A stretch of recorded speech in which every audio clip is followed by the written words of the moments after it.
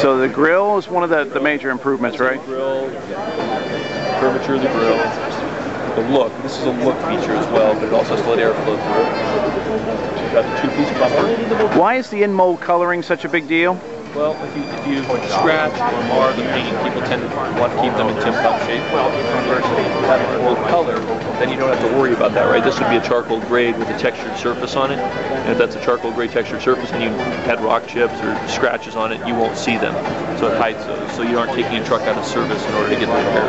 Great. What about the fairings? Can you point to the fairings real quick? Because they have the same in-mold coloring as well, right? The fairing and the rear fairing, they're offered in painted, as this is, or they're offered in in-mold color.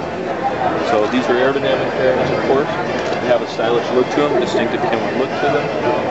We think that the way we treat it, the death bill, is kind of a nice feature. And then, as we talked about on the bumper, they are placeable in thirds and offered in thirds, but they're also in mold color.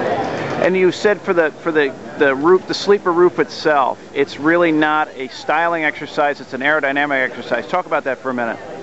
A lot of times, what we think truck manufacturers might do is you end up with an industrial designer who's designing the truck, and they want it to look like something that's kind of interesting.